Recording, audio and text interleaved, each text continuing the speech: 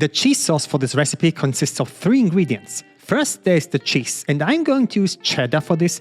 Yes, cheddar has quite a lot of calories, like most cheeses, about 400 calories per 100 grams. However, not only do I think that cheddar is flavor-wise important to mac and cheese, but you also only need to add 25 grams to a bowl, so as long as you weigh it out, it will be fine. The next ingredient is half a teaspoon or 2 grams of cornstarch. Usually cheddar breaks into cheese curds and oil when heated, but because cornstarch acts as an emulsifier, your sauce will still be silky and smooth even if you let it cool down and reheat it the next day. The last ingredient is 50 grams of evaporated milk. This is a concentrated milk product with most of the water removed and will also help keep the cheese sauce silky instead of breaking up. And that's it. This is the simplest cheese sauce ever. There is an article on Serious Eats from Kenji Lopez Alt where you can read a bit more about the science behind the ingredients. I will link it in the description. To add a little kick, I will also add hot sauce. You can use Frank's hot sauce if you want. This is a low-calorie cayenne pepper based sauce. Alternatively, you can use Tabasco if you can't find Frank's. They both taste quite similar. Add 10 grams of hot sauce to the bowl,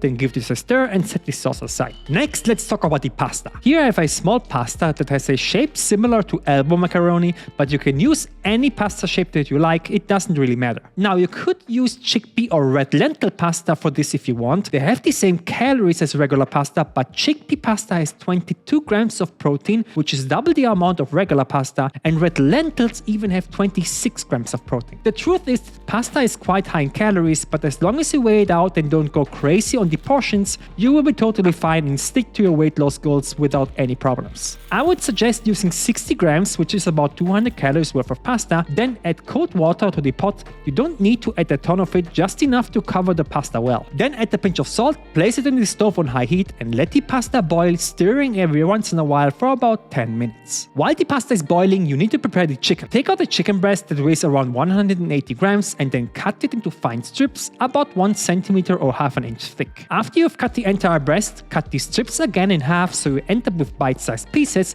which are perfect for a meal with small pasta shapes. Then add the chicken to a bowl and go in with the seasoning. I will add a 1/4 teaspoon each of garlic powder, onion powder, cayenne pepper and smoked paprika, then add a pinch of salt and freshly ground black pepper. Use your hands to mix everything until the entire chicken is coated with seasoning. Now, if you want to add more volume to this recipe, I would suggest adding a diced red onion and chopped red bell pepper. Both work perfect in this recipe, but I will stick to the basic recipe for this video. So let's get cooking. But before that, you need to check out my cookbook, which has close to 200 low-calorie, high-protein recipes that will help you lose weight and keep it off for the rest of your life. Finally, a diet that works. From breakfast to lunch to dessert, everything you need is in there. And the best part is that I will constantly be updating the book with new recipes, and you will receive all the updates for free once you've purchased it. You won't regret buying this book, the link is in the description. So heat up a pan to medium heat and then start with the seasoned chicken. Spread it around with your spatula so as much meat gets in contact with the pan for maximum browning. Let it sit there for about a minute or so